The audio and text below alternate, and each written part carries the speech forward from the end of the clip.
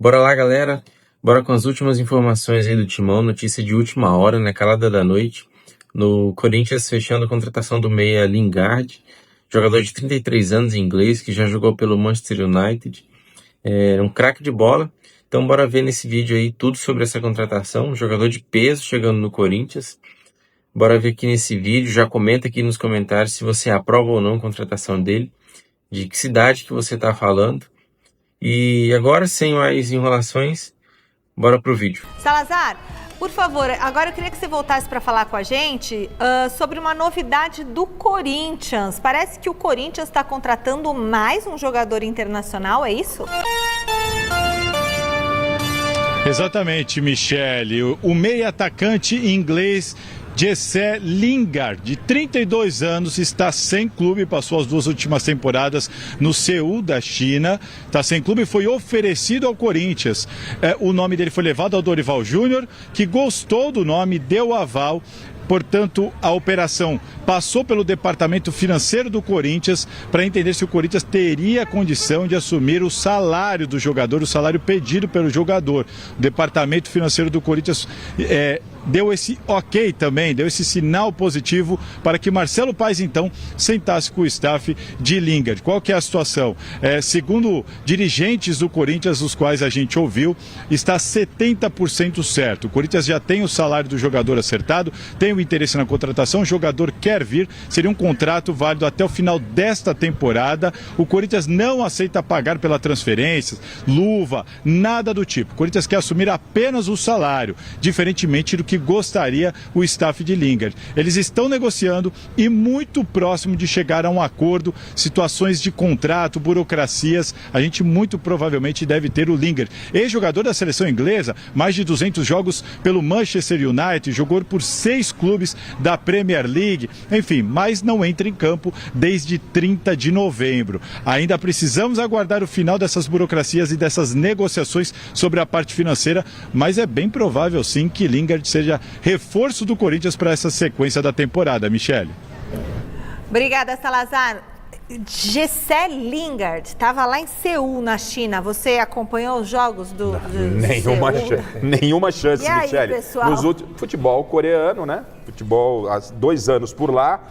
Teve a sua passagem, o seu auge em 2015 e 2020. E eu só estou ansioso para ouvir o Dorival Júnior. Essa indicação é também do Dorival ou não? Ou é do Memphis Depay? Né? Isso é importante a gente saber. Eu acho que sim. Se a gente critica tanto que no Santos quem manda é o Neymar. Ele jogou com o Memphis lá no Manchester. É isso. Tem que ser em 2015 e 2016 ele jogou com o Memphis, mas né? o Memphis devia pagar o salário. Agora, então, né, gente? o Corinthians tem, assim, a gente tá na expectativa da estreia do Zaccaria, que é o amigo do Memphis, né? Ele não gosta que fala, é Zaccaria. É Zaccaria. Não é com esse S. Labia. Ou então pode falar AMD, amigo do Memphis Depay também, tudo igual, né? É mais um AMD? Será que é mais um que vem com o aval do Memphis Depay? O Corinthians, aonde quer chegar o Corinthians? Com a primeira chegada do Zaccaria, tudo bem, veio e tal. Agora com essa segunda, cabe uma reflexão maior, né? Conversar, ouvir a palavra do presidente é importante. A palavra do homem forte, e do Paes também, né? Se pronunciar. Qual que é o perfil de reforço dos Corinthians? Por que está indo atrás desses jogadores, né? O Dorival tem que se pronunciar. Vai pagar quanto para esse rapaz? A garotada tá aí entregando pro Dorival e tal, vai trazer um jogador de 33 fica amigos do Neymar, anos. Aí daqui a pouco tem aqueles jogos no final de ano, amigos do Neymar, amigos do Memphis. 33 mas isso aí é anos, né? Gente? Ele surgiu muito bem, mas não foi aquilo que todo mundo esperava, que ia arrebentar, apesar da seleção inglesa. Tanto que ele estava na Coreia, com todo respeito ao futebol coreano, né? Eu só acho que o Corinthians precisa realmente dar uma explicação. O auge dele foi há 6 anos, gente. 2015 e 2020. Há 6 anos ele tá rodando pra lá, rodando pra cá, seguindo a sua carreira, mas não no processo de intensidade. O quanto pode entregar? Eu confesso, não estava acompanhando ele na Ásia, né? O Remo estava interessado nele. O Remo estava interessado. Agora, não é porque você não paga, você vai aceitar também qualquer negociação, né? Pois é. Então acho que é importante nesse momento, e o Corinthians a gente talvez, né, vai ter já o Dorival falando no final de semana e tal, a palavra do treinador sobre esse perfil de contratação. Não é um perfil normal. Não é um perfil normal. Do Dorival também. Tá? E vamos saber o que vai acontecer, mas é uma grande interrogação, É estranho isso, hein? Bom, Não é que o Tchoca voltou agora, mas é que ele marcou o gol que deu 1 ponto para o Corinthians, que evitou a derrota e que trata-se sim de uma volta do Torino da Itália. Quando esse jogador foi vendido por valores que eu considerei na época inexpressivos pelo que ele pode representar, talvez não seja um jogador que tenha o sucesso do Murilo, por exemplo, lá no Nottingham Forest, ou de outros jogadores vendidos pelo Corinthians recentemente, mas sempre imaginei que o Tchoca pudesse ir para uma prateleira um pouco maior do que a do Torino, e também por valores maiores do que os envolvidos. E aí o Torino simplesmente entendeu que o zagueiro tinha problemas físicos, um edema ósseo, um histórico, não sei o quê, e ele estava jogando normalmente. E depois quis negociar com o Corinthians. Não, então vamos cobrar menos aqui e tal, quem sabe e tal, né? Pagar menos, na verdade. E o Corinthians, não, traz ele de volta. E foi a decisão mais acertada. Eu fiquei imaginando a cabeça do moleque, né, de você realizar o sonho de jogar na Europa, numa liga italiana, e de repente, né, ser dispensado por uma questão meio que inexplicável. Mas ele volta para o Corinthians e compõe um elenco ali, não é titular, né? Você tem hoje o Gustavo Henrique e o Gabriel Paulista, mas ele vai jogar muitas vezes, porque o Corinthians vai precisar fazer essa gestão física, e hoje ele fez um gol absurdo, numa belíssima cobrança de escanteio do Rodrigo Garro, subiu no 3º andar e garantiu esse ponto fundamental para o Corinthians. Eu já começo falando do Tchoca, né? Comecei falando dele, mas eu preciso citar o grande vencedor da noite, porque foi um empate, mas um empate com sabor derrota, né? No meme, para o Cruzeiro, que inclusive está na zona do rebaixamento e vê o seu torcedor pedindo a saída do técnico Tite. Justamente o Tite, diante do Corinthians. Olha como as coisas são, né? De um lado, Cássio Ramos, do outro, Hugo Souza. Corinthians e Cruzeiro sempre contando algumas histórias, né? Disputaram a semifinal da Copa do Brasil no ano passado, Corinthians passou e foi o campeão da competição. E é um Cruzeiro que até, com Gerson, Matheus Pereira jogando fino, Caio Jorge, Lucas Romero e Lucas Silva no meio, é um senhor time de futebol que não encaixou. Mas vamos lá, diante das dificuldades físicas, e eu falava isso para vocês nos vídeos pré-jogo, né? Eu falava para vocês, gente, esse jogo não é que ele vai ser rifado. Não tô dizendo aqui que o Corinthians vai lá para perder, mas, cara, vai ser difícil, porque o Dorival vai ter que escalar o time fisicamente. Ele vai ter que pensar antes na questão física do que na questão técnica. Ele tem que olhar para sábado, diante do Novo Horizontino fora de casa. Aliás, mais uma crítica, né? O Marcelo Paz já não havia gostado e o Dorival foi irônico ao dizer obrigado, hein? Para quem fez essa programação do Corinthians jogar no sábado e ter 2 dias e meio entre um jogo e outro.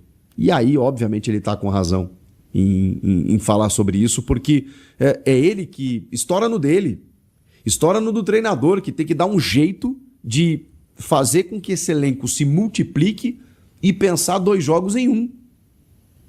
Ele foi obrigado a pensar o jogo de hoje com o olho no sábado. Não teve como.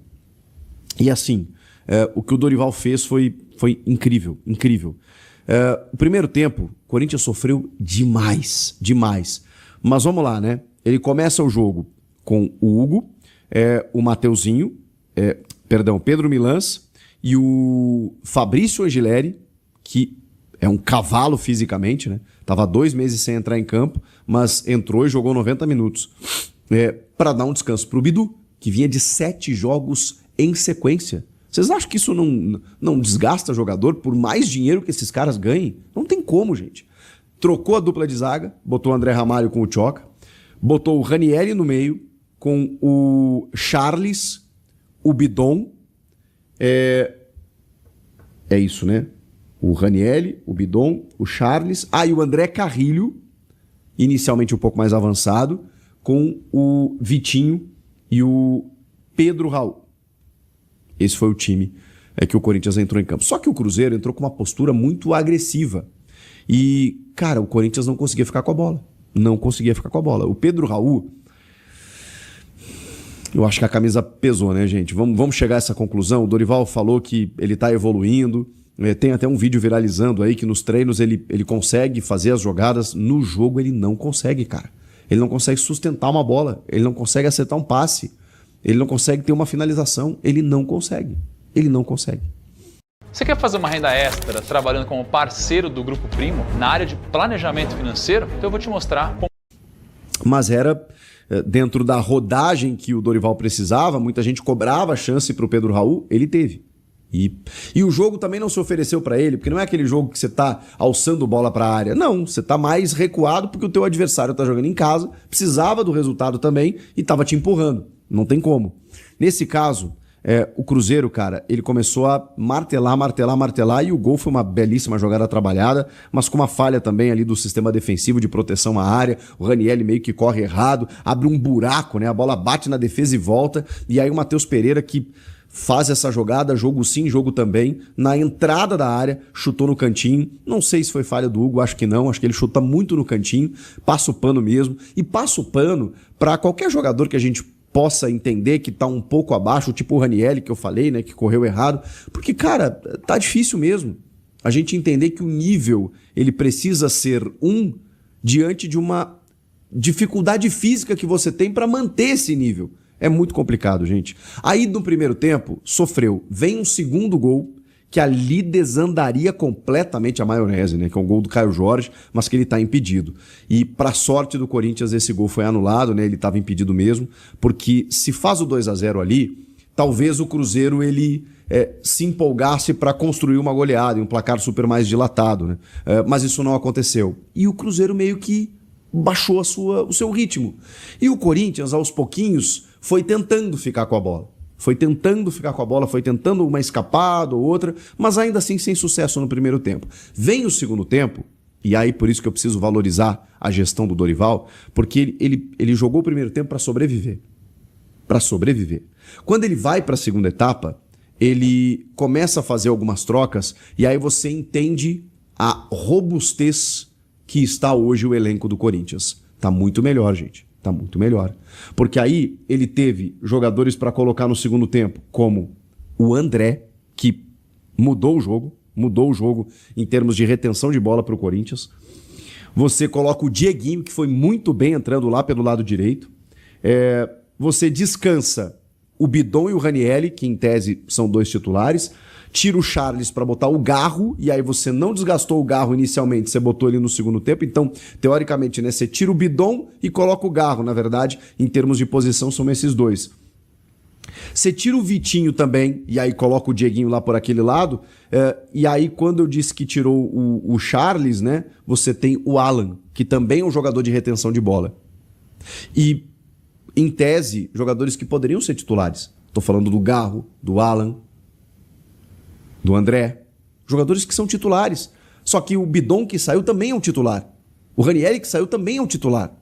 Vejam só como o elenco deu uma encorpada em termos de opções. E com isso, o Dorival conseguiu descansar meio tempo alguns jogadores e lá no finalzinho, ele colocou, também mais pro final, o Garro, né? E o Memphis também. Ou seja, ele nem precisou usar meio tempo esses 2. Que são jogadores muito importantes. Aliás, Garro, hein? Rodrigo Garro, hein? 4 participações em gols no Brasileirão. 1 gol e 3 assistências. Rodrigo Garro, hein? Ele tá voltando. O prime de Rodrigo Garro está voltando. E aí, nós sabemos do que ele é capaz. Rodrigo Garro, que importante para a confiança desse rapaz. Agora, preciso citar também, bom, o Memphis quase faz um segundo gol ali na virada, mas acho que tinha impedimento no lance, enfim, quando o Corinthians melhora depois da expulsão do William. O gol, inclusive, sai depois disso, na sequência, inclusive, né? E eu até pensei assim, caramba, tem 15 minutos ainda, dá tempo de buscar pelo menos um empate. E se beliscar um empate, vai ser um baita resultado, como acabou acontecendo. Mas tem um outro jogador que eu não citei ainda e que eu preciso fazer referência. André Carrilho.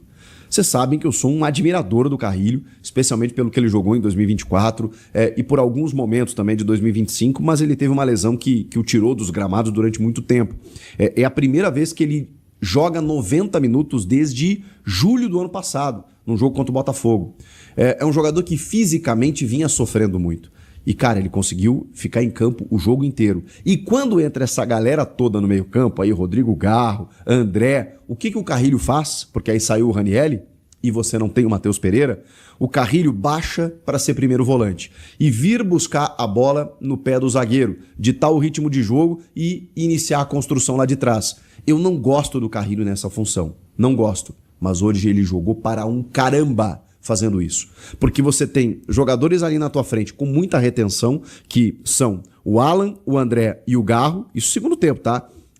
E o Carrilho, ele é o cara que ele esconde a bola do inimigo que vem tentar roubar e ele consegue limpar essa jogada para começar a construção lá de trás. Por que eu não gosto? Porque eu acho um desperdício. Eu entendo o André Carrilho como um jogador que, na época áurea de Ramon e Emiliano Dias, ele atuava pelo lado direito, como um volante também, mas aparecendo muito ali e sendo proativo, inclusive com cruzamentos na área, com presença de área, com construção de jogo, numa parte mais ofensiva. Eu gosto do Carrilho ali, mas é inegável que neste jogo contra o Cruzeiro, até pelas circunstâncias, o Cruzeiro, acho que, sei lá, começou a sentir o jogo, queria fazer mais gols para dar uma tranquilidade, o futebol foi não encaixando, o Corinthians foi tomando conta do jogo, a postura melhorou no começo do segundo tempo já, que deu um susto nos caras, aí depois o Cruzeiro começou a criar outras chances e perdeu alguns gols, é verdade, mas isso foi...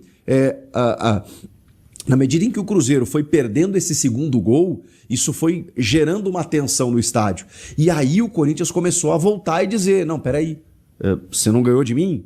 Então você não vai ganhar mais. Foi mais ou menos esse recado que o Corinthians passou.